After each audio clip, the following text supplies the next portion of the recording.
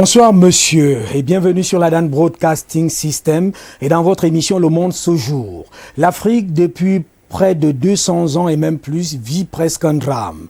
Un drame parce que jusqu'en ce jour, 9 mai 2018, l'Afrique apparaît toujours comme un continent colonisé. Après la mise en examen et la garde à vue de Vincent Bolloré à Paris sur les trafics et les corruptions, soupçons de corruption et détournement, usage et faux en écriture fait en Afrique, des Français eux-mêmes se posent la question de savoir pourquoi tant d'avoir pour un seul homme en Afrique, et les Africains à leur tour se demandent si Vincent Bolloré et son groupe Bolloré Logistique Africa ne sont pas un malheur pour l'Afrique. Point d'interrogation, on en débat, c'est acte 1 pour cette édition ou la série d'éditions que nous ouvrons sur cette réalité africaine avec les 45 pays africains sur lesquels est installé ce groupe Bolloré Logistique Africa. Pour en débattre ce soir, nous ouvrons un tapis rouge ou déroulons un tapis rouge pour un panafricaniste, celui-là qu'on ne présente plus. Président Bandakani, bonsoir et bienvenue. Bonsoir Hubert et Toudi, c'est pour moi un immense plaisir de vous retrouver sur ce grand podium face au monde. Et vous savez, vous êtes un grand journaliste, très grand journaliste. Vous avez été pionnier du combat panafricaniste, il faut le rappeler. J'aime bien le rappeler. Et pour moi, c'est un immense plaisir de me retrouver avec vous et sur votre grande chaîne de télévision, la DBS. Merci en tout cas, merci pour ces compliments, mais je sais aussi que pour ce combat-là, on est parti d'une première phase, une seconde phase, mais vous avez toujours été à toutes les étapes pionniers et je reconnais que vous-même, vous êtes un grand leader panafricaniste. Je vous remercie. Je ne suis pas digne de tels éloges, mais comme vous me le faites, je l'assume. Merci d'être venu. Alors, vous avez suivi mon introduction. Vincent Bolloré a été mis en examen et puis gardé à vue. C'était inédit. C'est d'ailleurs pour la première fois que cela arrive sur le sol français. Et les plaintes viennent de deux pays, du Togo et la Guinée-Conakry. Alors, lorsque vous entendez cela, vous dites, vous avez déjà parlé de cela depuis 10 ans aujourd'hui. Merci Hubert de rappeler ces antécédents.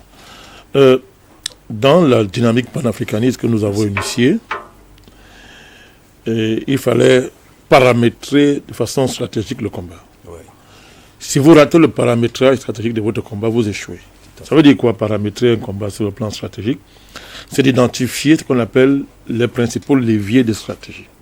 C'est-à-dire quoi? C'est-à-dire la force à partir de laquelle l'adversaire, l'ennemi se structure pour contrôler votre espace, de manière à anticiper sur vous, de manière à utiliser votre passé. En fait, la force qui est l'arme de combat. Vous l'avez compris. Oui. De manière à utiliser votre passé, votre présent, votre futur contre vous. Oui. C'est-à-dire, on vous retourne contre vous-même. Oui, il fallait identifier tous ces leviers stratégiques. Et dans ce travail d'identification, nous avons ciblé, nous avons compris que M. Bolloré était une cible stratégique majeure. C'est-à-dire qu'on ne pouvait rien faire de bon dans le continent africain. Qu'on ne pouvait rien faire de bon. Rien faire de bon en Afrique subsaharienne en particulier, sans liquider M. Bolloré. Je pèse mes mots. Sans le liquider. Sans le liquider. Je dis liquider, sans le liquider. Est-ce que vous n'êtes pas excessif? Je n'ai jamais été excessif. Je fais de la géopolitique. Tout à fait. Les faits le démontrent. Oui. Parce que Bolloré, lui, nous liquide. Oui. C'est clair. Quand vous lisez les documents stratégiques de M. Bolloré, l'Afrique est représentée comme une cible à manger. Une cible à manger. À manger. On vous mange sur le plan géoéconomique. Et ils avaient pratiquement réussi. Comment peut-on accepter qu'un individu, qu'on appelle M. Bolloré, contrôle toute la façade maritime de l'Afrique subsaharienne? Eh bien, vous avez vu ça où? Les ports non seulement sont les lieux où les États peuvent lever du cash flow, c'est-à-dire l'argent liquide, flow, vrai. En temps réel. C'est vrai. Mais ce sont les portes d'entrée des nations. Comment pouvez-vous donner la porte d'entrée de vos nations à un individu? Ça existe où ça? Le port autonome de Douala. Mais tous les ports d'Afrique subsaharienne, il a 17 ports. d'Akribi, le port de Togo. Je dis qu'il a 17 ports. 17 ports. Voilà. Ce monsieur, mais comment c'est possible ça? Alors vous ne pouvez élaborer aucune démarche géopolitique ou bien géostratégique sans maîtriser le paramètre qu'on appelle M. Bolloré. Or, M. Bolloré n'est pas seul, il n'agit pas seul. Oui. Nous sommes là dans le cadre de la géoéconomie. Oui. Expliquons ça rapidement pour que vos spectateurs nous suivent. Tout à fait. C'est quoi? C'est d'ailleurs la première émission, c'est une série. Parce qu'il est question de comprendre. Ceux qui, en principe, disent que Bolloré n'est pas le malheur de l'Afrique peuvent venir sur ce plateau sans problème. Je les affronterai volontiers. Tout à fait. Mon cher Etundi. Donc, quand les Occidentaux arrivent ici pour déclencher la colonisation ou l'esclavage, qu'est-ce qu'ils font? Ils envoient des aventuriers, appelons-le comme ça. Mais ce n'est pas des aventuriers. On les a appelés explorateurs. Oui. Ils arrivent, ils ont ciblé, ils ont maîtrisé l'espace de façon géographique. Quand vous maîtrisez l'espace de façon géographique, vous le maîtrisez de façon géostratégique et géomilitaire. Tout à fait. Après, quand les aventuriers sont venus, on a transformé l'aventure, l'exploration, en données géoéconomiques. Ça veut dire qu'ils ont conquis toutes les richesses, tous les secteurs utiles de notre continent, tous les lieux stratégiques, tous les lieux... Bref, ils ont cartographié tous les espaces de richesse du continent africain. Quand ils l'ont fait, la suite est connue. Comptoir économique. Et après, les États sont venus pour protéger cela. Ah ouais. Alors, c'est depuis des comptoirs, les comptoirs étaient un paravent pour la protection des États. C'est clair, quand les individus, ces aventuriers se constituent en société concessionnaire coloniale, il fallait l'État pour les protéger. Tout à fait. Parce qu'ils ont rencontré une puissante résistance au sein du continent africain. Ça, c'est aussi vrai. Ouais. Alors, il fallait donc que les États viennent au secours. Quand les États sont venus, il y a eu un deal entre ces États et ces entreprises concessionnaires. C'est ce qu'on appelle la géoéconomie. Donc, depuis ce moment-là jusqu'à aujourd'hui, mon cher Tony, ça n'a pas cessé. C'est-à-dire que cette rencontre entre les intérêts de l'État et ceux d'un individu qui devient un homme d'influence, c'est-à-dire que c'est ce qu'on appelle la géoéconomie. On va conquérir des secteurs stratégiques. Ouais. C'est-à-dire, c'est quoi un secteur... Parce que Bolloré, à lui seul, il est dans 45 pays. Tout à fait. Alors, et dans un secteur stratégique, les façades maritimes, les ports, ouais. Les ports je vous ai dit, sont des lieux d'entrée. C'est de la porte des nations, le port. Et ils contrôlent les ports au niveau de la logistique des ports portuaires. Ah oui. Ça veut dire que tout ce qui entre dans votre port et sort, M. Bolloré le contrôle. Ah, ça peut échapper au contrôle de... Mais ça échappe que ça peut. Tout à l'heure, je vous le démontrer tout à l'heure. Okay. Ça échappe. Ça dit qu'il contrôle ce qui entre et ce qui sort. Il peut donc faire entrer ce qu'il veut et sortir ce qu'il veut. Faire entrer ce qu'il veut, y compris des armes. Monsieur, c'est ce que je vous dis. Vous avez là quelque chose de terrible. Quelqu'un concentre dans ses mains une telle puissance. Et les États regardent. S'il faut appeler ça les États, moi je les appelle les États néocoloniaux. Il y en a qui sont dans des dynamiques d'émancipation. Et pour la plupart en Afrique, vous avez affaire des États néocoloniaux. Ce ne sont pas encore des États au sens réel du terme. Vous ne pouvez pas laisser entre les mains d'un individu comme ça. Autant de puissance. Il est la porte d'entrée de votre nation. Il lève le cash flow comme il veut. Mon cher, le cash flow qui circule au port. Tout ce qu'il entre, ce qui entre, il prélève de l'argent. Tout ce qui entre au port, il prélève de l'argent. Vous comprenez ça? Oui. Le privilège que l'État doit monopoliser. Ce monsieur le prend à la place de l'État. En fait, c'est un impôt. C'est une forme d'impôt. Vous êtes en train de dire que ce que l'État doit faire, mais il prélève. Il prélève. Quand quelqu'un contrôle la manutention portuaire, tout ce qui est logistique portuaire, il fait quoi? Mais il prélève de l'argent cash flow. Il est très riche. Il est très riche. Et plus grave même, il va contrôler ce qu'on appelle tous les espaces stratégiques de votre nation. Puisque quand vous voyez le port c'est quoi? Le port, c'est un endroit où aboutit ce qu'on appelle les parties utiles des pays africains. C'est quoi l'Afrique utile? C'est l'Afrique riche que le colon a maîtrisé et a confisqué pour son bien-être. Je parle un langage simple que les gens écoutent. Pour son bien-être. Ils ont appelé ça avant la mise en valeur de la colonie. Mais en fait, c'était d'utiliser la colonie pour enrichir la métropole, en pillant les richesses de la colonie. C'est là qu'il s'agit, le pillage. Mais le port n'est que l'endroit où tout le système de pillage aboutit. De l'Interland au port. Oui. Ça veut dire que si un gars contrôle le port, il contrôle toute la richesse de votre pays. C'est ce que je vais vous dire. Il y a le lien est clair. Voilà pourquoi M. Bolloré ne veut pas seulement investir dans les ports. Il est investi dans les transports. Il est dans la communication. Mon cher Etondu. Il est dans l'agriculture. Il est dans tout ce qui est, il est dans la finance. Il est dans tout ce qui est stratégique. Pourquoi? Parce qu'il est obligé de faire ça. Donc vous avez affaire à un État dans l'État. C'est ce que je voulais vous aboutir. À un État dans l'État. Dans l'État. Et ça devient très grave. Mais tout à l'heure, on va développer ça. Ouais. Alors, M. Bolloré, pour faire tout ça, il ne peut pas le faire seul. Il a besoin de l'État français. C'est là où il y a le deal géoéconomique et géopolitique. Il devient un agent de l'État français. Voilà pourquoi, en France, il faut qu'il place les gens au pouvoir. Il faut que ceux qui sont présidents soient en deal avec lui. Avec lui, oui. D'autres sont liés avec Sarkozy. La justice française fait semblant de comment couvrir vous ça. expliquez maintenant? Oui, je vous comprends très bien. Oui. Mais là, sa mise en examen, c'est quelque chose qui a étonné tout le monde et ça garde à vue. Non, ça étonne ce que ça avait étonné, les naïfs. D'abord, vous savez, vous, nous l'avons dit depuis très longtemps. Tout à fait. Nous avons commencé le combat contre Bolloré, seul contre tous à l'époque. Donc, ce qui arrive ne nous surprend pas. 2. Sa mise en examen n'est que la conséquence du changement politique à la tête de la France. Monsieur Macron veut un deuxième mandat. Et il doit neutraliser tous ses ennemis. Toutes les personnes, toutes les forces en France qui peuvent s'opposer à son deuxième mandat. Et toutes les puissances économiques qu'il y a derrière Macron, qui aussi veulent être riches, ont intérêt à neutraliser leurs adversaires. Or, le premier adversaire, M. Macron, dans le champ politique qu'on appelle la droite en France, c'est M. Sarkozy. Il a beau être ce qu'il est, il est encore très populaire au sein de la droite française. Tout à fait. Il est le plus populaire. S'il ne revient pas lui directement, il peut placer quelqu'un. Vous comprenez ça? Or, la puissance, le levier économique, géoéconomique de M. Sarkozy, c'est qui? C'est M. Bolloré. Il a beaucoup d'argent, il est puissant. Donc, M. Macron doit les neutraliser. Donc, ce qui se passe en France est simple. M. Macron est en train de dire à Bolloré, laisse Sarkozy, rejoins-moi. Si Bolloré le fait, ils vont dealer. Donc, les Africains ne peuvent pas être naïfs. Le malheur de l'Afrique risque, c'est pour ça que j'arrive à ce niveau. Oui. Ça veut dire que, alors, les leviers de ce malheur de l'Afrique qui doivent être tout au moins mis en exergue maintenant pour que toute l'opinion africaine puisse comprendre. C'est là qu'il s'agit.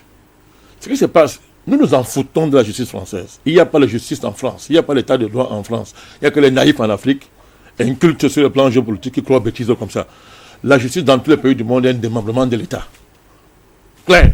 Celui qui a le pouvoir d'État, rarement ne va pas contrôler la justice. Y compris aux États-Unis. Parce que les gens rêvent. Aux États-Unis, ce qu'on appelle l'état de droit, dans les pays occidentaux, c'est le deal entre le capitalisme et la sphère politique. C'est tout. Ce deal-là est arbitré par la justice. Ça ne fait pas de la justice quelque chose qui soit indépendant.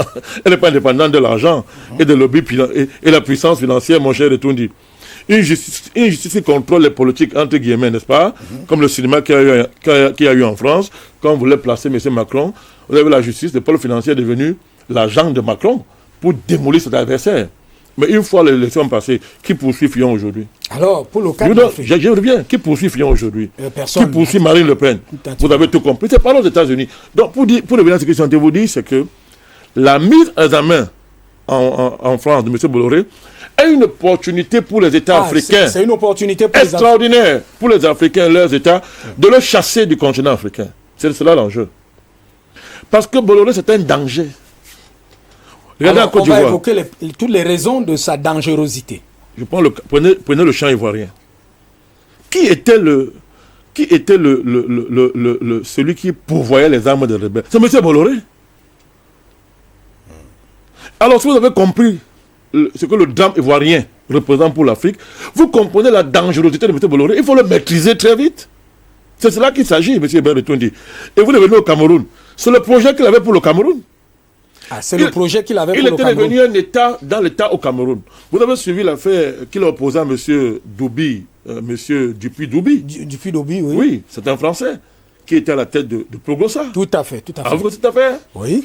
Au Cameroun, les magistrats, là je vous le concède, les magistrats ont été tués à cause de financement. Celui qui gérait l'affaire ici à Douala a été affecté en Dian, dans le nord-ouest. Je crois là-bas, disons comme ça, dans la région anglophone, où il devait apprendre à parler anglais, parce qu'il avait refusé les mallettes d'argent qu'on lui a apportées. Il a convoqué Bolloré. Je peux citer les noms de ceux qui lui ont apporté les mallettes d'argent, pour l'instant. Si c'est qu'un bronze, je cite le nom. Nous sommes des responsables. Oui. Donc on l'a affecté. Et M. Bolloré a réussi, malgré les injonctions à l'époque du ministre d'État. Et les mallettes d'argent venaient? Mais de M. Bolloré. Ah, voilà. Transportés par son représentant local, qui officiait à l'époque comme directeur du port. Oui. Suivez mon regard. Donc, alors, malgré les injonctions le ministre d'État de l'époque, M. Laurent Essuie, était secrétaire général de la présidence, qui a écrit une lettre. Bon, la lettre existe. Ah oui, c'est vrai aussi. Mais voilà. Je crois avoir parcouru la lettre. Bon, parce que j'ai quand même enquêté dans, voilà, ce je dossier. Vous en prie. Ça fait au moins 10 ans. C'était clair que les instructions disaient de ne pas donner, je schématise, de disqualifier M. Bolloré. Dans la concession du port, du port autonome de Douala. Il s'est retrouvé là gagné. Aujourd'hui, M. Dupuis-Doubi, qui est français, il n'est pas un Camerounais, explique comment est-ce que Bolloré procède. pour éliminer la concurrence, Oui. détruire ses concurrents, corrompre tout le pays. Monsieur Djibril, la preuve, il est l'un par qui la chute de Bolloré est arrivée en France, sur le plan judiciaire. Et aujourd'hui, il va se constituer partie civile. Parce qu'il faut que les gens nous écoutent. Nous parlons pas en l'air. Tout à fait, tout à fait. Ce que vous dites là, c'est un procès et c'est clair. C'est clair, je vous dis. Donc, M. Djibril nous présente qui est français, qui connaît Bolloré très bien, nous présente il a été son collaborateur. Ben, excellent, avant de monter sa structure. Tout à fait. Qui le connaît très bien, nous donne tous les éléments les moyens par lesquels Bolloré procède pour acquérir les marchés. On n'a pas affaire à un homme d'affaires, on a affaire à un tueur. On a affaire à un assassin, un babouze. C'est cela qu'il s'agit, M. Bertondi. Et un État sérieux ne peut pas s'amuser avec un type comme ça. Donc, qu'est-ce que nous sommes en train de dire, Bertondi? C'est que les éléments de sa dangerosité. Monsieur Bolloré, oui. Monsieur Bolloré, partout où il arrive, se constitue en État dans l'État. C'est pourquoi il a mis les amis en France, c'est quoi? Togo, Guinée-Conakry. Yeah. Qu'est-ce qu'on vous dit? Il achète les autorités, dont le plus élevé, le président. Il le met dans sa poche et il gagne les marchés. Mais Alpha Condé a dit l'autre jour qu'il... ne connaît pas. Vous savez, moi j'ai un respect profond pour les présidents africains. L'autorité africaine, je les défends, mais ne prenez pas le président Condé au sérieux dans ce cas. Ça ne vaut pas la peine. Monsieur Condé nous a dit que Bolloré était son ami et qu'on ne refuse rien à un ami. C'est ce qu'il a dit. Donc tout ce qu'il fait aujourd'hui là, c'est la gesticulation pure et simple, même s'il est président. Il gesticule. Il doit tirer les conséquences qui arrivent à Bolloré s'il est un homme d'honneur. Le président Condé est en train de perdre son honneur, mon cher Itondi. Ça ne lui plaît pas, mais le fait est là. Donc, il ne faut pas gesticuler, l'affaire est sérieuse. Parce qu'on va lui sortir les cassettes, c'est ce qu'il a dit. Quand M. Bolloré gagne ce port. Oui. Quelqu'un a un contrat signé par l'État du Guinée équatoriale. 25 ans d'écotrans. Afin qu'on arrive au pouvoir... De Guinée-Conakry. Afin qu'on arrive au pouvoir, il annule par décret. Très bien, il a le pouvoir par décret. D'accord. Mais ce qui est grave, c'est quoi? C'est qu'on constate que c'est Bolloré qui fait sa campagne pour qu'il devienne président. Oui. À travers son entreprise de communication Havas. Havas, oui. Ce lien-là. Mais, mon cher de Pétouni, comment M. Bolloré fait la campagne de M. Alpha Condé pour le président? Et à l'époque, c'est pas un philanthrope quand même. C'est pas un philanthrope, M. Bolloré. Et à l'époque, dans quelles conditions M. Alpha Condé gagne les élections? Il avait perdu au premier tour. Ouais. Il avait 20%. Comment fait-il pour remonter et gagner l'élection? Ça veut dire que cette campagne était âpre.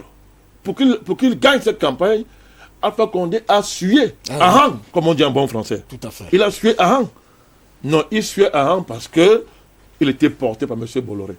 Mais ce n'était pas pour l'amour des Guinéens. Ce n'était pas pour l'amour de l'Afrique. C'était pour l'amour des profits si chers à M. Bolloré et de l'influence de la France. Voilà le débat qui est s'agit. C'était pareil.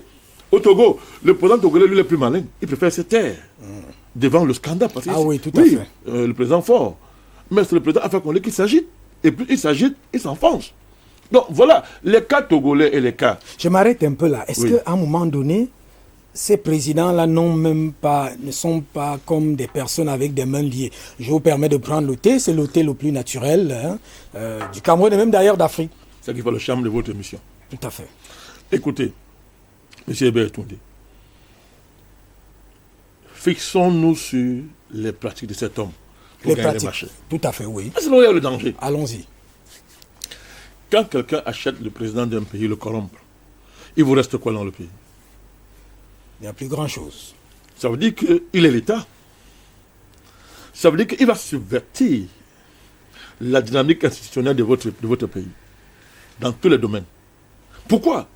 Il va falloir qu'il évite chaque fois d'avoir en face un concurrent qui puisse le déplacer. Oui. Donc il y a subvertissement des institutions de ce pays. Parce que quand on prend le port en eau profonde de Kribi, M. Bolloré, le groupe avait été déclassé. Il revient en force. On va y revenir tout à l'heure.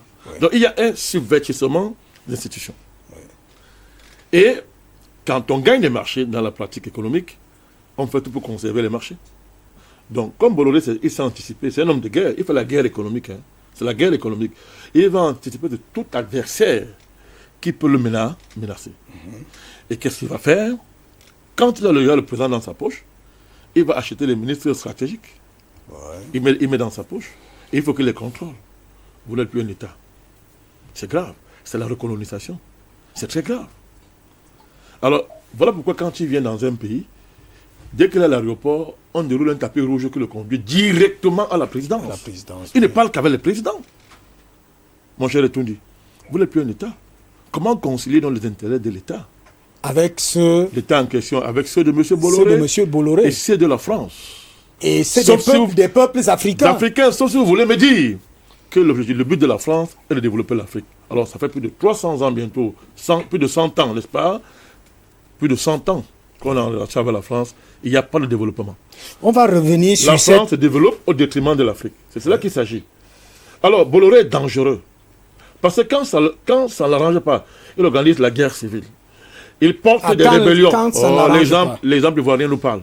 Il n'y a plus de débat là-dessus. Il porte la guerre civile. Il porte les rébellions. Ça veut dire qu'il va déchirer la constitution du pays.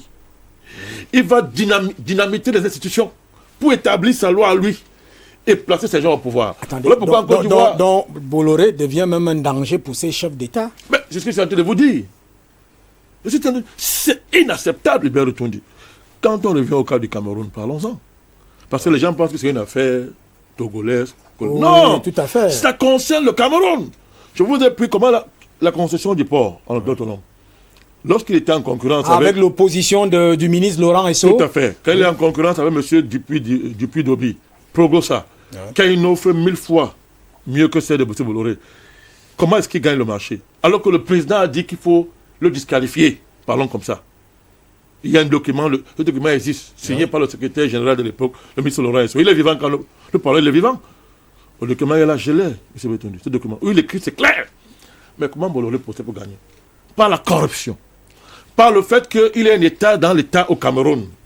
Il y a des ramifications jusque sous le lit du président de la République du Cameroun. Vous savez que moi, je parle maintenant dans la poche. Et ce que vous dites est vrai, j'ai quand même parcouru ces documents concernant le port autonome de Douala. Mais c'est clair. Il contrôle le secrétaire général de la présidence. Parce que la plupart des responsables du port autonome de Douala, à l'époque, avaient été entendus. Claire. Certains ont refusé de se prononcer. C'est clair. Ce magistrat dont je retrouverai son nom, on l'a envoyé, je vous dis là-bas, qui a osé convoquer Bolloré. Convoqué et il a refusé les mallettes d'argent qu'on lui a envoyés. Tout à fait. Nous connaissons la personne qui transportait l'argent et qui a envoyé l'argent. Nous parlons par l'air. Donc, M. Hubert Retondi, voilà comment il gagne. Il liquide Progosa par des méthodes extraordinaires. Ça veut donc dire que ce qui est dans cette mise en exergue... Le plus grave, c'est quoi? C'est que dès qu'il gagne le marché, il multiplie les tarifs par plus de 3. Ah. Mais écoutez bien ça. Au port autonome de Douala. Alors, clair, ça alimente l'inflation, la hausse des prix. Pourquoi faire? Alors là, c'est mettre les citoyens en danger. C'est un État dans l'État, je vous entends vous dire. Les prix sont triplés. Pourquoi faire? Pour alimenter tout ce réseau qui va jusqu'à la présidence de la République. Ah oui, mais multiplier les prix pour alimenter le réseau en termes de monnaie et de cash. Oui. Écoutez-moi bien, je vous dis une chose. Une fois, le président de la République du Cameroun, le président Biya, notre papa, il est allé à une visite en France. À un certain heure, il doit manger avec les ministres, dans la pure tradition présidentielle. Il est à table le soir, il n'y a plus de ministres. Vous savez où ils étaient? Ils étaient où? Regardez toutes les maisons qu'on les a offertes. Allez y chercher ou non la main de M. Bolloré. Le président a dû écouter son sujet pour l'entendre. Il n'était plus en sécurité. Vous imaginez un président qui va manger avec ses ministres, ils ne sont pas là. Ils sont allés regarder les maisons. Les maisons! Oui, il va tout dire. C'est cela qu'il s'agit. C'est pas autre chose. Quand les hauts commis de l'État sont achetés, sont dans les poches de l'individu. Ils abandonnent le président pour aller regarder les maisons. Pour aller regarder les maisons. Qui convoient leur agent volé dans les banques étrangères, qui les place en achetant les maisons, qui contrôle même pour certains leur carnet de santé. Vous n'êtes plus un État. Il n'y a plus d'État, vous êtes en péril. Voilà pourquoi M. Bolloré ne va pas seulement s'arrêter à prendre le port autonome, mais il faut qu'il place ça. M. Marafa, président. Ah, c'était l'objectif. Je cite les noms. M. Marafa recevait M. Bolloré chez lui à Marouaré. À quel titre? À quel titre? On prend ce cas. C'est connu. Amarafa connaît ça. On reviendra. Est-ce que je cache mes mots? Je mâche mes mots. On reviendra sur Camraï, avec votre permission. Ah oui, tout à fait. Vous allez voir la relation entre M. Marafa et M. Bolloré. C'est pas le seul. Avec cette catastrophe des ECA qui a mis... C'est pas le seul. Mais comment d'abord il accède de là-bas? Oui. Comment on accède? Vous allez voir le PCA, Salih Amadou, tous ces gens-là. Vous allez voir la filière. Donc M. Bolloré au Cameroun, c'est un État dans l'État, comme il fait partout, il arrive. Donc il doit donc s'assurer que le remaniement ministériel ne soit pas un danger pour lui. Il doit s'assurer que tout ministre qui monte ne soit pas un danger pour lui. Du coup, il faut quoi? Il faut infiltrer jusqu'à l'aide du camp du président pour anticiper sur les remaniements ministériels. Vous n'êtes plus un État. C'est ce que c'est à vous dire. C'est un homme dangereux. Ce qui est arrivé n'est que la conséquence. La conséquence, oui. D'une longue planification géoéconomique, n'est-ce pas, de la possession du Cameroun. Comparaison n'est pas raison, mais comment expliquer que ce même Bolloré ait été chassé au Niger, vous le savez très bien, à l'issue d'un procès, et que dans les mêmes cas, au Cameroun, il est... L'État camerounais va assumer, devant la face du monde, de maintenir des contrats avec un individu dont la réputation est établie désormais. Qu'est-ce qu'il risque en France? Je vous prends juste une minute. Qu'est-ce que Vincent Bolloré risque en France dans cette mise en examen? On revient à vous, gardez les idées. On prend ce reportage. Qu'est-ce qu'il risque en France? Parce qu'on va faire un parallélisme avec ce qu'il risque en Afrique, puisque c'est l'acte 1 de la grande série que nous lançons sur ces émissions. En attendant, tous ceux qui peuvent dire le contraire de ce qui est dit ici, en faveur de Bolloré ou même en défaveur de Bolloré. Je préviens que je suis prêt à les affronter. Merci. On prend ce reportage, on revient tout de suite. Vincent Bolloré, une des 10 grandes fortunes de France, PDG du groupe Bolloré et pilier de la France-Afrique, est en examen ce 25 avril pour corruption d'agents publics étrangers, complicité d'abus de confiance et de faux et usage de faux en Guinée et au Togo.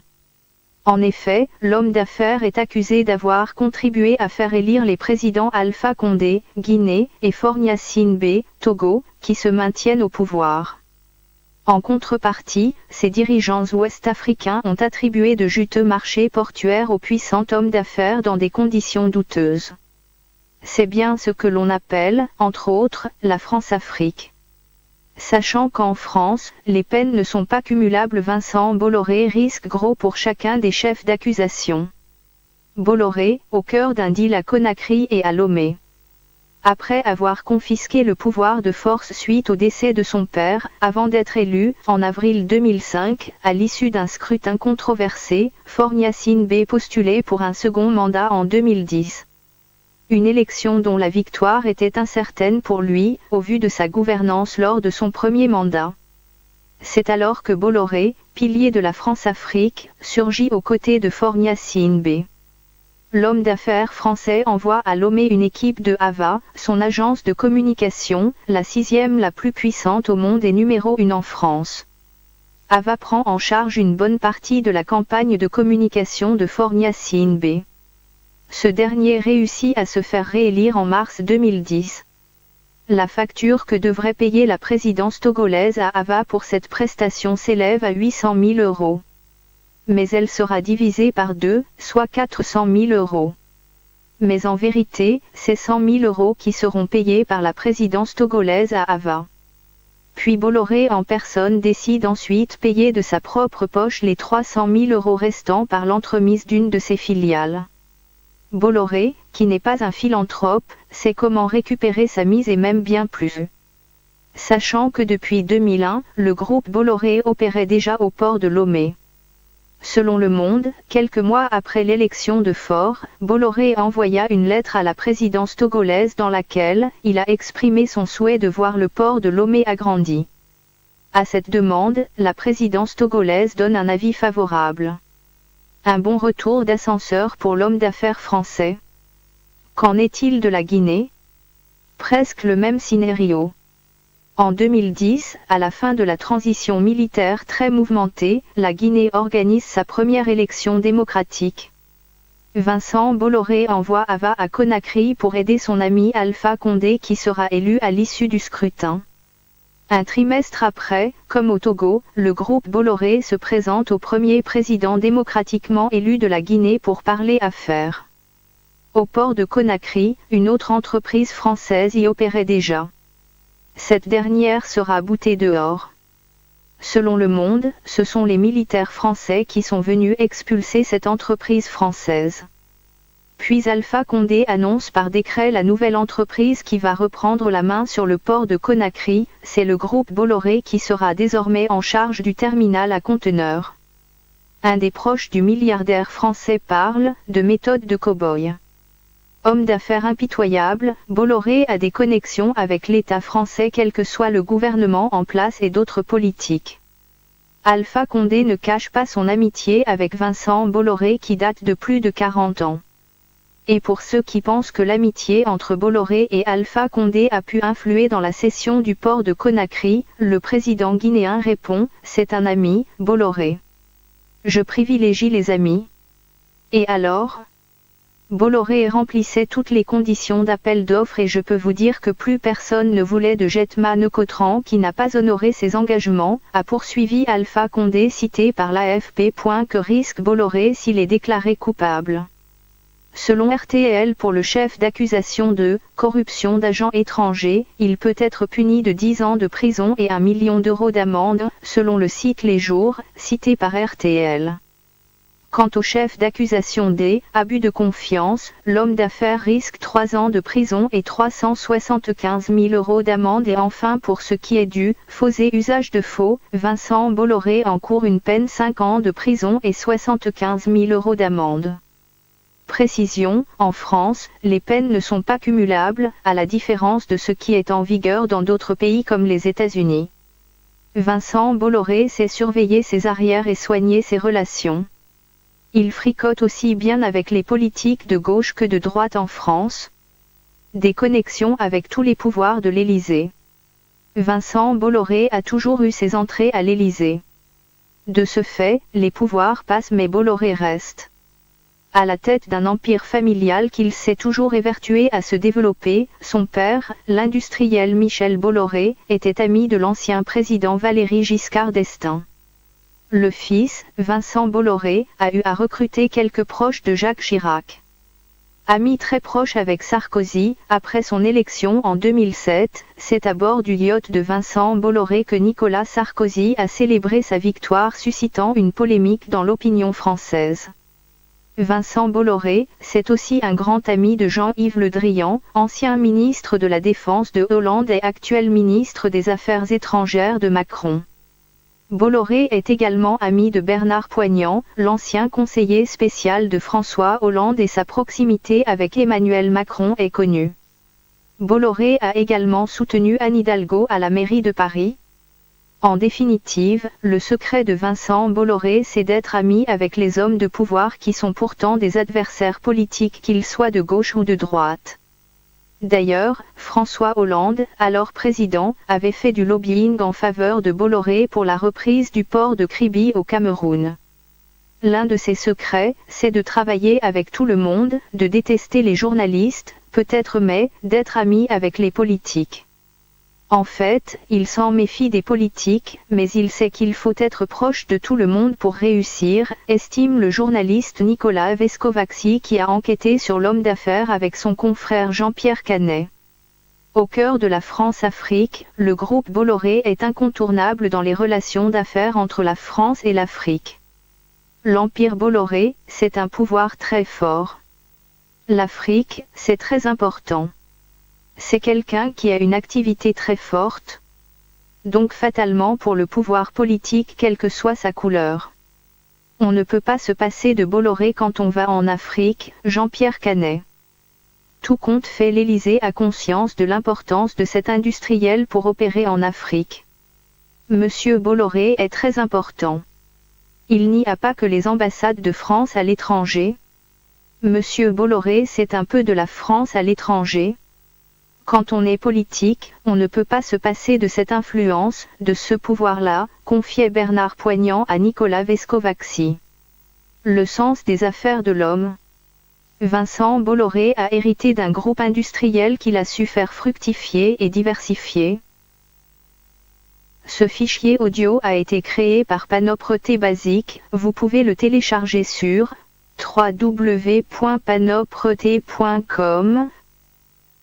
Le groupe Bolloré, dont la stratégie est basée sur la diversification, sur l'innovation et sur le développement à l'international, occupe aujourd'hui des positions fortes dans chacune de ses activités rassemblées autour de 3 pôles, le transport et la logistique, la communication, les solutions de stockage d'électricité, lit-on sur le site bollor.com. Alors, ça j'ai pas envie de dire, c'est inquiétant. Vous voyez que... Elle a fait le tour de toute l'Afrique, là. Elle a atterri au Cameroun avec François Hollande. Et je ne me suis pas entendu avec elle tout à l'heure. Ah, tout à fait. Avant que vous le présentiez cet élément. Oui. Elle vient de vous répéter mot par mot ce que je vous disais. Ça confirme que Bolloré, c'est un malheur en principe. C'est un malheur, mais au-delà de l'homme Bolloré, c'est le symbole du malheur qui nous unit à la France. Ouais. Et qu'il faut détruire et couper. Parce qu'elle a prononcé le mot France-Afrique à 2 reprises. On vit pas malheureux toute sa vie. La vie est trop courte, mon cher Hubert Tondi, pour vivre malheureux. Oui. Les Africains ne peuvent pas s'accommoder de la misère et du malheur. Quelle peut être la solution? Parce que là, tout ce que vous avez dit, c'est presque résumé là tout à l'heure. On ne peut rien faire sans Bolloré, on ne peut pas entrer en Afrique sans Bolloré, on ne peut pas, il est très influent, il a des amis, il a les cercles de pouvoir, ainsi de suite. Tout à l'heure, je vous ai parlé de la géoéconomie. Oui. Vous avez vu ce qu'elle vous a dit? Tout à fait. Ouais. C'est un prolongement de l'État français. La bagarre qui a maintenant est simple. Je vous ai dit, M. Macron veut sa part. M. Macron a été placé au pouvoir. C'est un placement. Bon, vous avez vu l'état de la démocratie française, non? Voilà la démocratie. Ontologiquement corrompue à tous les niveaux. Corrompue. Classe politique corrompue en France. Ils donnent les leçons aux Africains matin, midi, soir. Bref, ce n'est pas le sujet d'aujourd'hui. Oui. Donc, je tiens à vous dire que M. Macron veut sa part. Ça vous rappelle quelque chose? Quand Mitterrand arrive au pouvoir, l'affaire Elf, c'était quoi? Mitterrand voulait mettre les pieds dans le marigot de la droite qui historiquement contrôlait la France-Afrique. Il est au pouvoir en 1981 et il me met la main là-dedans. C'est ça qui a fait Elf. Mais ça n'a pas changé. Bolloré fait ce qu'elle faisait hier. Elf est devenu Total, a changé, s'est maquillé un peu pour tromper les naïfs. Mais M. Bolloré est venu se greffer à côté. Est-ce qu'on va donc continuer comme ça? Parce que c'est comme un esclavage. Non, ce n'est pas un esclavage. Voilà le signe. Le signe vous est donné. Ça chutait là. J'étais en train de vous dire que l'État camerounais, je parle ici... Oui, avant l'élément, tout à fait. L'État camerounais répondra devant le monde entier, l'opinion mondiale, comment est-ce qu'on peut continuer à maintenir des contrats avec un homme comme ça, dont la réputation est établie? Mais il y a quand même des hommes que vous avez cités, qui sont d'ailleurs cités, le ministre d'État Laurent Esso, des personnes qui ont pris des dispositions pour que ça ne... Ben, je vous dis que ce monsieur... Ben, allez voir, vous êtes là au cœur de la structure du fonctionnement de notre État. Quand je vous parle d'État néocolonial, c'est quoi? C'est ce que vous allez vivre là. C'est un État qui a les apparences d'un État, mais qui n'en est pas un en réalité. C'est un État qu'un individu peut acheter, prendre tout, et peut acheter, subvertir le fonctionnement pour son profit personnel. Quelle doit être l'attitude des populations aujourd'hui? Non, c'est révolté contre M. Bolloré. Où est la société civile africaine, les Camerounais? Elle est où? Où est le REDAC? Le REDAC est où? Ce ne sont pas les droits de l'homme, ça? Où est la société civile? Où sont même les médias? Où sont les médias? Parce que la corruption, semble-t-il, est l'apanage seulement des fonctionnaires de l'État. Mais voilà la vraie corruption. Là-bas, il y a les miettes. Voilà la vraie corruption. Ah, voici le vrai corrompu. Mais c'est lui qui achète les fonctionnaires. Oui. Donc c'est lui, voilà. Mais qui en parle? Parce qu'il est puissant. C'est le corrupteur ici. Mais voilà, c'est le chef, c'est le capo di tutti. Comment on dit chez les Italiens? C'est lui. Alors, mais comme il est aussi puissant dans la communication, il héberge des médias dans son canal, ben vous comprenez tout le problème. Combien de médias en Afrique et au Cameroun s'attaquent à Bolloré? Tout ce qu'on vous dit là, qui a enquêté avant? Pourquoi on n'a pas enquêté, M. Bertrand? Pourquoi? Ce n'est pas une affaire seulement des politiciens, mais l'élément que nous venons de suivre, l'élément que nous venons de suivre, la sans parti pris, il présente la réalité de manière froide. Vous ne vous êtes même pas entendu en principe. Pourquoi on n'a pas enquêté? Pourquoi cette femme, elle n'a pas 6 pieds? Pourquoi on n'a pas enquêté avant? Oh, nous, on parlait depuis avant. Nous, on dénonçait ça depuis avant. Depuis 10 ans, on dénonce. On parlait de ces choses-là. Pourquoi on ne la capte pas? La puissance. Vous voyez les dimensions de la corruption? Oui. C'est pas... Parce qu'elle a mis en nu Fogna Simbe Yadema, Alpha Condé. Il achète non seulement une partie de l'État, la société civile locale est achetée, les médias sont achetés. Ben voilà. Il vous reste quoi? Et les gens bombent le top pour dire qu'ils défendent la déontologie. Donc, la solution est simple. En plus de ce qui vient d'être dit là, nous savons pour le cas du Cameroun, j'ai les éléments, hein, monsieur. C'est la première édition. Quand les courageux qui viendront pour qu'on débatte viendront ici, il y a un bon comité d'accueil qui les attend. Il y a des choses qu'on ne dit pas encore maintenant. Dans le cas du Cameroun, prenons seulement l'affaire des ECA. Oui, la catastrophe. Est-ce qu'il y a encore un débat? Il n'y a pas un débat. Le groupe Bolloré a organisé l'assassinat de près de 1000 Camerounais. Mais pourtant, pour la CAN, il est en train de commander des conteneurs, en fait, des wagons partout là. Ça a été fait à Ramadan avec des publicités. Bien sûr. Maintenant, il va tout blanchir. D'abord, ce n'est même pas lui qui fait. Ce sont ces agents locaux qui s'agitent pour le sauver. Il faut sauver le soldat à tout prix. S'il tombe, il va tomber avec tous ces gens-là. Mais nous sommes là pour dire aux gens que il faudrait que l'État camerounais s'explique comment est-ce qu'il peut conserver des relations avec un type comme ça. Cet État va donner il aura quelle épaisseur déontologique, quelle épaisseur morale, Hubert Otundi. Le président avait dit qu'il prenait son mandat, je crois, après l'élection 2011. République exemplaire, vous vous souvenez? Oui, République exemplaire. Prestation de serment. Où est l'État exemplaire? Cet État camerounais peut être exemplaire quand il maintient le rapport avec Est-ce que le président n'est pas seul? Parce que vous avez évoqué un Le dîner président là. n'est pas seul, nous sommes là, vous êtes là, les gens sont là. Parce que les ministres l'ont abandonné, vous avez dit ça dans un repas là, ils sont allés voir les maisons. Bien sûr. Et qu'est-ce que le peuple doit donc faire? Mais je voulais parler de la société civile. Le peuple, c'est une catégorie juridique. Mais dans la réalité, il est constitué de catégories. Tout à fait. Et chacun dans son rôle. Que la société civile camerounaise, voilà le défi. Ah, vous avez convoqué le REDAC? C'est facile d'insulter les chefs d'État matin, midi, soir. C'est facile de répéter les communiqués rédigés dans l'antichambre des ambassades. Pour les droits de l'homme. Ah, ça veut dire que même maintenant. Même les partis politiques doivent s'intéresser. Quel parti? Ces partis, tous qui sont à genoux devant Bolloré, qui espèrent être reçus. Mais je parle devant je parle pas en cachette. Je vous le dis. Quel parti? Qui ne peuvent même pas dire un mot sur le franc CFA, sur les bases militaires, qui ne peuvent même pas prononcer les mots qu'il faut sur les vrais problèmes du continent, qui pensent autant à dire que le diable, ce sont les présidents, ils doivent partir pour prendre leur place, les vrais débats sont là. Quel parti s'est levé contre Bolloré au Cameroun? Vous en connaissez un? Nous sommes les seuls, M. Bertondi, et vous le savez. Ils sont où? Mais voilà le système. Voilà l'État dans l'État. Voilà le système, mon cher ami. Où sont les droits de l'homme? Et comment donc on peut construire un État en faveur de l'émancipation, du mieux-être, du bien-être des populations avec... Impossible. Vous devez liquider, je parle français. Hein. Ah oui, vous avez dit... Liquider cet État dans l'État. Il n'y a pas deux États dans l'État. Et c'est le défi du Cameroun et du président Biya. C'est le défi. L'opération épervier ne suffit pas. Il n'a même pas commencé encore. Ça veut dire... de notre point de vue, ça n'a même pas commencé encore. Il faut le durcir davantage.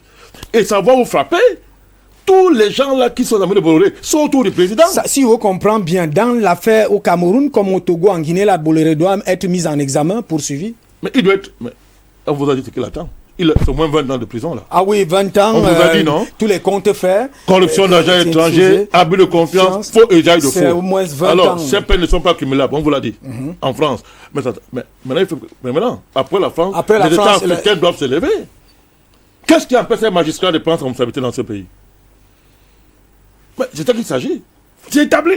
Maintenant, ce n'est pas nous qui parlons, c'est la France elle-même qui dit que notre fils c'est un démon. La France elle-même dit ça. Où est le magistrat? Où sont les magistrats? Où est le justice camerounaise? Ça devait déclencher le processus. Un magistrat a le droit d'enclencher une procédure ici contre cette affaire. C'est ce que je t'ai vous dire. Je crois que le ministre Laurent Essonou suit d'ailleurs. Il est très au parfum de... Monsieur Bertondi, l'affaire Bolloré, ce n'est pas seulement une affaire économique, c'est une affaire politique, c'est une affaire géopolitique, c'est une affaire sociale, c'est une affaire de civilisation. On a encore un pays, le Cameroun, et on a encore un pays. Et on est digne d'être appelé homme. Quelqu'un vient chez vous, il tue 1000 de vos compatriotes. Et vos ministres, votre État, tête avec lui. Nous avons contesté le chiffre officiel. De la catastrophe. Le reste, on dit les disparus. Mais nous parlons des disparus. Il n'y a pas de disparus. Ça n'existe pas. Le rôle de l'État, c'est de nous dire qui est disparu. Nous n'allons pas accepter ça. Voilà pourquoi moi je parle de 1000 morts. Je rejette cette affaire de chiffre officiel. Malgré le respect que j'ai pour nos institutions. Nous rejetons ce chiffre officiel, c'est pas vrai. Le président a commandé un rapport d'enquête, vous le savez. Tout à fait, le rapport. Il a rendu public la synthèse d'un communiqué officiel d'État du Cameroun. Établissant pour Bolloré est mis en cause clairement. Clairement, le premier responsable. Alors un chauffeur dit je ne conduis pas ce train, il est mauvais, il est nul. Il n'a pas de frein. On dit monsieur, je ne conduis pas, donne-moi un papier. On lui donne un papier. Bon sang. Ça veut dire? Mais Bolloré a organisé la mort de 1000 Camerounais. C'est une entreprise terroriste. Pourquoi lutter contre Boko Haram et ne pas lutter contre Bolloré? Mais voilà Boko Haram sur d'autres dimensions. Beaucoup de personnes qu'on a... Ne me coupez pas, monsieur Bertoni. Allez-y, allez-y. Est-ce que voilà Boko Haram. Pourquoi lutter contre Boko Haram? Le président est engagé contre Boko Haram. Oui. C'est à son honneur, nous sommes derrière lui. Oui. Mais voilà Boko Haram. Le groupe Bolloré. Il a tué 1000 Camerounais. Et il a organisé ça. On a dit, les trains sont mauvais. Et j'ai les documents. J'ai dit que ceux qui vont venir sur le défendre, je les attends. Dans les documents. Où longtemps avant le drame, des Camerounais se sont levés. On contestait la qualité des... On fait des réunions avec le staff de Camrail, avec les fonctionnaires camerounais pour démontrer que ces rails sont défectueux. Les wagons là sont des... Je vous donne... Wagons CC25. 3000. Oui. Des vieilleries importées, ramassées au Mozambique. On a des personnes, on a amené ça ici. Et vos ministres ont reçu ça. Voilà ces wagons qui ont tué les gens à Ezeka. On le savait. Les wagons achetés au Mozambique. Achetez-vous des gentils. Ramassez la poubelle. Ramassez, on a repris, on a amené ça ici. Vos ministres ont reçu ce genre de choses. Pourquoi le Premier ministre, en plein bruit, il a porté les bottes pour aller là-bas? Notre Premier ministre, c'est ça qui tue les gens à Ezeka. Monsieur Bertoni. C'est quoi ça? C'est pas Boko Haram? Alors maintenant on discrimine Boko Haram. Il y a les bons Boko Haram et les mauvais Boko Haram. Donc le Boko Haram, c'est seulement les gars qui tuent. Non, je continue. Oui. Donc le mauvais Boko Haram, c'est seulement les gens qui tuent au nord. Ils sont inacceptables. Bolloré, lui, c'est bon. Parce que lui, il est Boko Haram en cravate et en veste, et protégé par l'État français et ses complices camerounais. Nous n'allons pas accepter ça. C'est Boko Haram. Ça prendra le temps que ça prendra. Bolloré payera de ses crimes au Cameroun. Non, pas ça. C'est 1000 Camerounais. C'est pour ça que je voulais demander qu'est-ce qu'il risque pour les... Non, il va aller en prison en France, maintenant on va le poursuivre ici. Ah oui, c'est-à-dire que... Et il faut l'amener ici. Il finit la prison en France, on le prend, on l'amène ici, même s'il a 200 ans, on le met ici, en prison. Et on construit une tombe, on met les chaînes autour pour 1000 ans de prison. Mais c'est important pour la mémoire. Vous faites rire parce que je vois un peu l'image d'une tombe avec des chaînes. Et on va enseigner ça à nos enfants à l'école. Qu'une fois au Cameroun, ceci est arrivé. Ça s'appelle la mémoire nationale, le Bertoni. On entretient la mémoire. C'est ce que font les pays que vous appelez civilisés. Mais mettez-le au moins à ce niveau. Oui. Alors quand on fera des stèles pour Boko Haram, comme le président l'a indiqué, le président a indiqué une stèle aussi pour Ezeka. Oui. Mais cette stèle-là, c'est une très bonne chose pour la mémoire. Mais il faudra mettre à côté. Oui, quand il va finir sa prison en France, on va l'amener ici. Même s'il a 200 ans. S'il est déjà mort, on va construire un cercueil symbolique ici avec les chaînes. Mais maintenant, ici, s'il est blanchi en France, Bolloré, assassin de 1000 Camerounais. S'il est blanchi en France, comment ça va se procéder? Ça continue s'il est blanchi en France. D'abord, moi, je n'attends rien là, je suis française. C'est pas naïf. Je n'attends rien. Je parle de l'Afrique et des pays africains. S'il est blanchi, la conséquence sera que l'État dans l'État risque de se réveiller et de se consolider. Mais voilà l'enjeu de l'affaire. Voilà pourquoi ses amis font tout et tout pour le blanchir. Il va acheter les wagons pour la canne mâchée et consorts. Si vous regardez donc le Cameroun, on a parlé de toute l'Afrique. Et on va revenir avec les détails. Ça, c'est acte 1 de cette affaire, parce qu'on a les impressions de la plupart des Africains, des Camerounais. Si vous regardez la caméra, je vous en prie. Et maintenant, quel est le message que vous passez aux Africains et Camerounais, en principe, pour cette situation? Puisqu'on a suivi le reportage, il n'est pas de nous, en principe. Il est d'une consoeur étrangère et française, curieusement. Alors, qu'est-ce qui doit être dit aux Africains, aux Camerounais? L'affaire Bolloré est une affaire emblématique, au-delà d'individus. C'est une affaire qui nous dessine nos rapports avec la France et l'Occident. Les rapports d'esclavage, millénaires d'esclavage. Ça change de forme, les rapports d'esclavage. Ça ne doit pas cesser? Nous sommes des esclaves. qu'on soit en veste, qu'on soit milliardaire africain, qu'on soit président dans les pays africains, nous sommes des esclaves. L'affaire Bolloré le démontre. Le débat est celui-ci, M. Betel. Oui. La Bible dit ceci pour ceux qui sont chrétiens. On peut être esclave, c'est une chose. Mais lorsqu'on vous dit que l'heure de la liberté a sonné, et que vous préférez l'esclavage, la Bible dit qu'on perce vos oreilles. Vous êtes esclave à vie. Rien n'est pire qu'un esclave heureux. Rien n'est pire qu'un esclave qui est l'agent de son propre esclavage. Oui. Accepter cette affaire de Bolloré, ne rien faire, ça veut dire que nous sommes les agents conscients de notre esclavage. Ça ne pardonne pas, ça n'a pas de prix. Vous irez tous en enfer. On ne pardonne pas ça dans la vie. Le défi, il est là. C'est un défi de type civilisationnel, dont l'affaire Bolloré n'est que le symbole de nos rapports historiques avec l'Occident. De pourquoi est-ce qu'une bonne partie des Africains sont des agents conscients de l'esclavage, haïssent leur peuple, haïssent leur histoire, se haïssent eux-mêmes, parce qu'ils confessent par leur comportement quotidien qu'ils ne sont pas des hommes, oui. Et que leurs grands-parents d'hier étaient des idiots, ceux qui ont construit l'Égypte antique, les grands royaumes de Tombouctou, du Mali et consorts d'Afrique centrale, le Grand Congo, que c'était des feignants qui n'ont rien compris, et que nous aujourd'hui, prétendument civilisés, nous marchons avec les gens comme Bolloré, qui tuent 1000 enfants au Cameroun, qui détruisent le Togo, la Côte d'Ivoire et Lomé. Et pendant ce temps, les Africains mangent l'argent de Bolloré. C'est de cela qu'il s'agit. Est-ce que le cas du Cameroun sera encore digne s'il ne fait rien par rapport à ce scandale des scandales? Même la France a honte de son fils. Pourquoi le cas du Cameroun continue à traiter avec Bolloré, à maintenir les contrats? Il faut rompre les contrats, le chasser, sans dédommagement, sans préavis. Parce qu'il a tué 1000 Camerounais. Il a tué 1000 Camerounais. Il est subventionné par l'État. Ben, allez donc comprendre à quel genre d'État nous avons affaire. Allez comprendre la qualité de notre administration. Voilà pourquoi nous avons souvent même... nous sommes peinés de la situation du président Biya. Il n'y a personne autour de lui. C'est quoi cette affaire? On a encore un pays. Le président a dit qu'il prêtait serment en 2011. Ouais. République exemplaire. Il prêtait serment. C'est un jeu.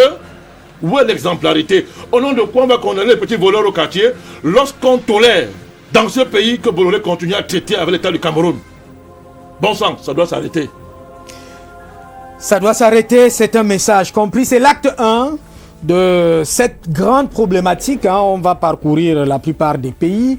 On a des correspondants, on a des gens qui suivent depuis près de 10 ans. J'ai d'ailleurs travaillé avec certains avocats. Vous avez cité tout à l'heure Monsieur Dupuis-Dubois. J'ai des conseils d'avocats en Afrique qui travaillent dans toutes ces affaires du groupe Bolloré Logistique Africa depuis près de 10 ans aujourd'hui où des procès ont été perdus par ce groupe-là. On va revenir pour reparler de cette nécessité tout simplement d'avoir des échanges gagnant-gagnant, des échanges qui sortent l'Afrique de cet esclavage, de ce quotidien de misérabilisme. Madame, monsieur, merci d'être venu, président. Je vous ai arraché, vous me faites toujours ces amitiés. Je crois que pour ce dossier-ci et pour ces séries qu'on a commencées, vous n'allez pas vous absenter. J'ai rarement l'occasion de vous refuser quoi que ce soit. Merci. Merci d'être venu. Madame, monsieur, à 19h, c'est le journal à vous Fulda, à 19h15, c'est à Pidgin. À 20h, le grand journal en anglais, à 21h, en français. Madame, monsieur, l'appel a été lancé. Populations africaines, société civile africaine, Africains dignes de son nom, sortez de l'esclavage. Il est question aujourd'hui de reconfigurer, ou tout au moins de liquider, je prends cette expression, les relations avec Vincent Bolloré pour que les Africains puissent avoir une autonomie dans la gestion, dans cette géostratégie et dans cette géoéconomie. Alors, madame, monsieur, c'est terminé. Bonsoir à vous de nous avoir suivis et de retenir ce message. Bonsoir.